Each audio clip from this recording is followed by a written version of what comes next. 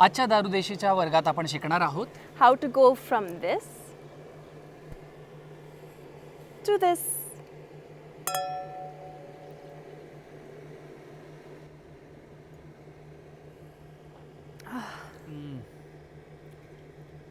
मी चाललो मिळाली मला.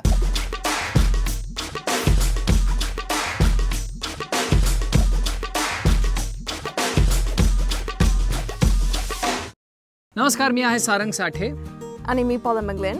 मी दारू आणि मी तुमचा देशी.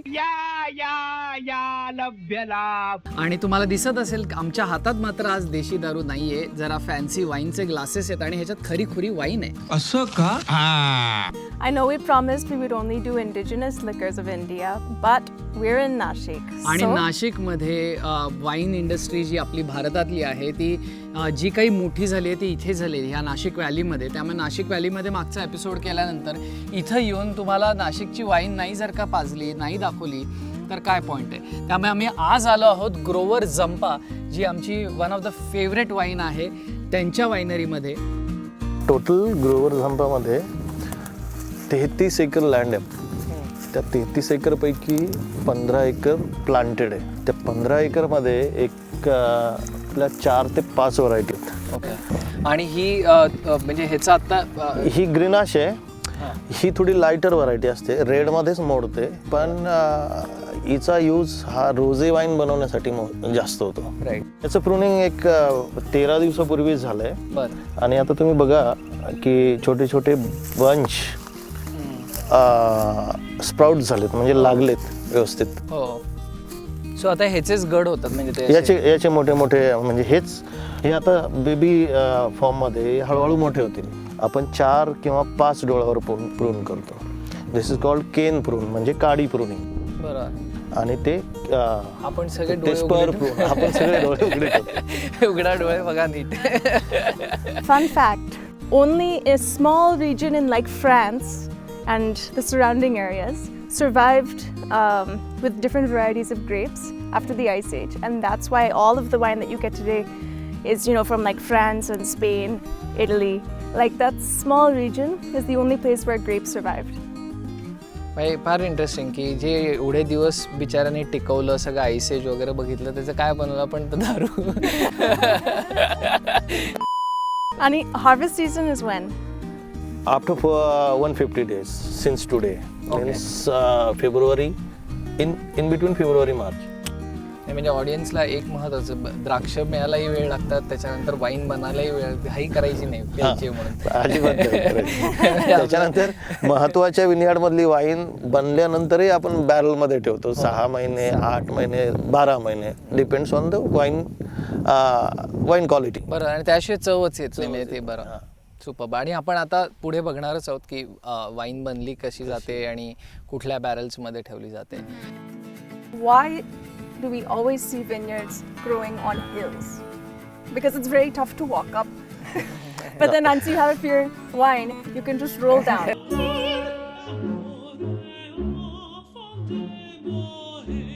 तसं नाही आहे. हिलवरती 2-3 महत्त्वाच्या गोष्टींचा खूप फायदा होतो. एक म्हणजे हिलवरती पाणी साचून राहत नाही, त्याच्यामुळे वाईन्स हेल्दी राहतात. दुसरा फायदा आहे की जोराचा वारा मिळतो आणि हवेमुळे ही हवा विनियार्डमध्ये खेळती राहते. विनियार्डमध्ये हवा खेळती राहणं खूप महत्त्वाचं आहे रोगांपासून किंवा डिसीजेसपासून प्रिव्हेन्शनसाठी. सो इथे या भागात काय होतं? याला मी ओटला म्हणतो. म्हणजे हा ग्रेप रिसिव्हिंग एरिया ॲक्च्युली. जर व्हाईट ग्रेप्स असतील तर प्रेसमध्ये जातात, त्याच्यामध्ये बलून आहे, बलून एक्सपांड होतो बाय एअर आणि ज्यूस खाली येतो. जर रेड ग्रेप्स असतील तर ते क्रशिंगला जातात. हा क्रशर आहे, यात क्रश होऊन जातात. क्रशर पण म्हणजे जे म्हणजे पारंपरिक पद्धत त्याच्यावर तुडवायचं नाही वगैरे. आपल्याकडे पारंपरिक पद्धतही आहे, पण ती फक्त तुमच्यासारख्या केससाठी. आणि आपल्याकडे काय आहे की जर का आपण चुकून तुडवले तरी आई आपल्याला मारते, अन्नाला पाय लावू नये वगैरे. मी हे कधीच बघितलेलं नाही त्याच्या आधी. हां, same. I've never seen it. हे जसं चुलीवरची मिसळ, बरं, एन्शियंट टाईप तसे हे पूर्वी याच्यामध्ये वाईन बनवायचे जोपर्यंत स्टील इन्व्हेंट नव्हतं झाला तोपर्यंत. आणि आपल्याकडे चुलीवरचा चहा, चुलीवरचं सगळं चालू मग झालं, आता तर मग चुलीवरची वाईन येतात. So you have vintage wine. या आणि जो लाल कलर दिसतोय this is for red wine, Okay. This is for white wine, this is called egg. Egg tank. Egg tank. गोंधळ होऊ नये म्हणून सरळ लाल रंगाचं लाल, व्हाईटसाठी व्हाईट आणि अंड्याच्या आकाराचं. Nice. Should we go to the barrel? Yes.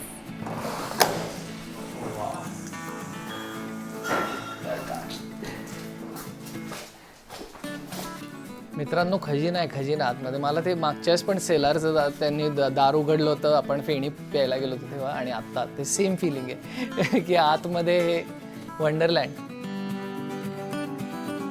ही 2019-4 असं लिहिलंय, तर ही ऑलमोस्ट तयार होत आलेली आहे.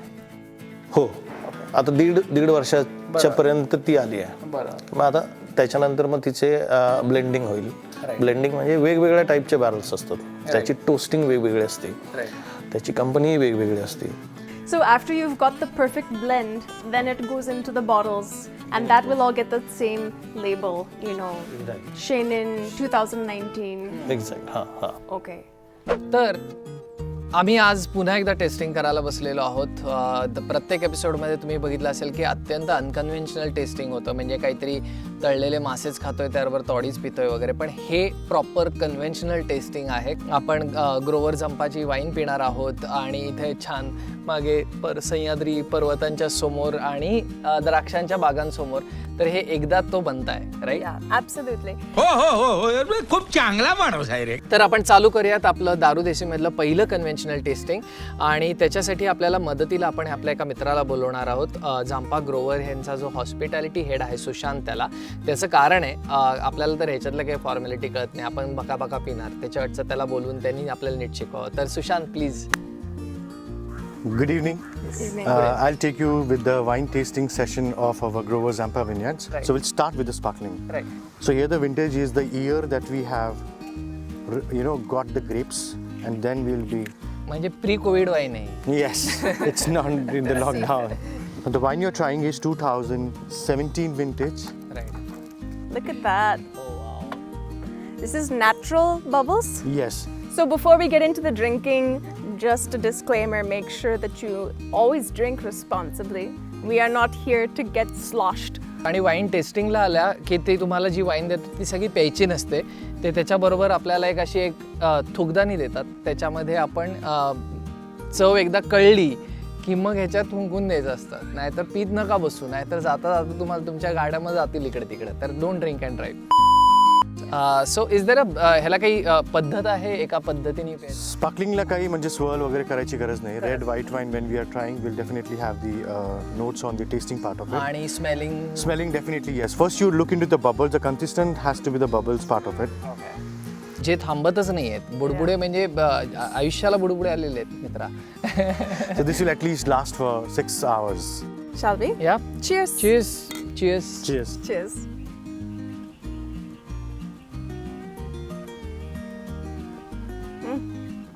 I can't spit it because it's so bubbly. It's difficult to No, spit it's that. not that. It's just she wanted to drink it. What I'm getting out of this is far more peach, like extremely fresh, lovely, juicy peach. Actually, more than peaches, I'm able to smell apricot more. म्हणजे ॲप्रिकॉटचं मराठी नाव नाही माहिती मला. ॲप्रिकॉटच, पेटिकॉटचा भाऊ. So we'll keep this on the side now. Are we done with Yeah, this? we can move on. We'll try with the next white wine. We'll start with the white, that is the Sauvignon Blanc. And this is very nice, very fruity wine if you're trying with the Indian cuisines also. I really like this Sauvignon Blanc. There is a good fruitiness in it as well. It's like almost a crisp green apples also, and it's very fresh fruit. What is the logic? म्हणजे मी सगळ्या ठिकाणी चीज आणि crackers हे सगळ्यात common palette cleanser ह्याच्यासाठी फक्त वापरलं जातं वाईनसाठी, पण बाकीच्या ठिकाणी इतर काही गोष्टी आहेत. तर what is the See, we don't want to mix the taste of all other ingredients, or you'll have nuts, or you'll have any other sausages or any other kind of. It's always advisable to have a plain crackers and plain cheese, so you don't mix between the taste. Should we move to the next one? We have to cleanse our This is palate. lovely, but I need to पुन्हा एकदा cleanse सांगतो now. मध्ये काहीतरी bland खायचं ज्याने आपल्याला आपली जी आधीची चव आहे. I will go for cheese.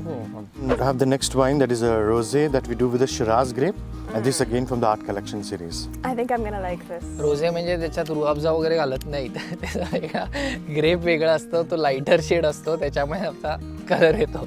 I always felt like rosé is a perfect summer wine, like a sundowner, chill, because it matches the sunset also. तुम्ही खूप जळत असणार आहात आता मला माहिती आहे, पण काही करू शकत नाही मित्रांनो. I'm definitely getting that cherry, or even that slight, I won't say kokum, but like that tang. It's not super sweet, juicy berries. It's like little, slightly sour and like red berry flavor. Cherries, I'm definitely Cherries getting. for sure. Yeah, Should we move on to the Move next one? wine. let's do it. So I'll serve you the red, the flagship, the Larza.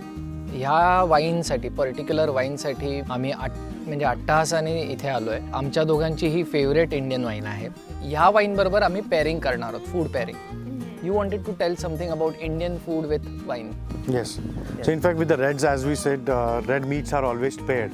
So I will focus more here. We got a very mutton sukha, which is slightly on a very Indianized stuff, and a mutton biryani, because red wine would best suit with a red meat, and that's how we can just try this. Like this is the best pairing that we do. It smells म्हणजे amazing हे also. हे सगळं जे आहे ना, हे सगळं ह्याच्यासाठी आपण भाडीपा काढलंय, ह्याच्यासाठी आपण भाटुपा काढलंय, ह्याच्यासाठी म्हणजे आज म्हणजे जीवन सार्थकी लागलं, कारण ह्याच्यासाठीच जगतो माणूस, बाकी दुसरं काय आयुष्यात.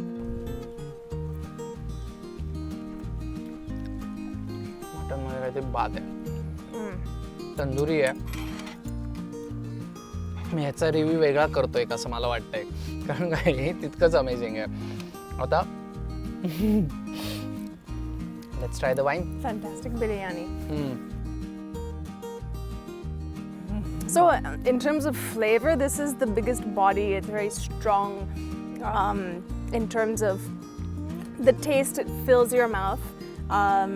Whereas these are much lighter in terms of flavor and color. Also a lot of spice, like hard spice. म्हणजे The cloves, and star anise. Star anise, true. pepper also. I'm getting some. Oh, that might be from the mutton. I'm not sure now. Yeah. पण मुद्दा असा की pairing करताना जर का लोकांना असं वाटत असेल की वाईन ही अत्यंत फॅन्सी गोष्ट आहे, भारतीय वाईन ही भारतीय जेवणाबरोबर चांगली जातेच, त्यामुळे तुम्ही कशाबरोबरही पेअर करू शकता. जर कोणी ऑलरेडी काही ट्रायल्स केलेले असतील रेस्टॉरंट्समध्ये काही शेफ्सनी, तर प्लीज आम्हाला कळवा की भारतीय वाईन तुम्ही कशाबरोबर पेअर करता. Thank you so much for watching, and thank you so much to Grover Zampa, to Hemant and Sushant for hosting us. Hemant, तुम्ही खूप अमेझिंग वाईन बनवली आहे. म्हणजे तुम्ही त्याच्यामध्ये ते ॲक्च्युली बनवण्याच्या प्रोसेसमध्ये आहे, तर त्यामुळे खूप खूप थँक्यू. आणि जर का तुम्ही दारूदेशीचे आणखीन एपिसोड बघितले नसतील तर ऑलरेडी 3-4 एपिसोड्स आउट आहेत, तर ते प्लीज बघा. त्याचबरोबर भाटुपा म्हणजे भारतीय टुरिंग पार्टी ह्या चॅनलला सबस्क्राईब करा. त्याबरोबर भाडीपा आणि विषय खोल हे आमचे इतर चॅनल्स आहेत, ज्याच्याबद्दल तुम्हाला ऑलरेडी माहिती आहे, त्यांनाही सबस्क्राईब करा. And don't forget to check out our merchandise. We're selling new shirts, Amcha Hai and Majishi Need Bolaitsa on our Bhadipa website with thesoldstore.com/artist/Bhadipa. Bye bye.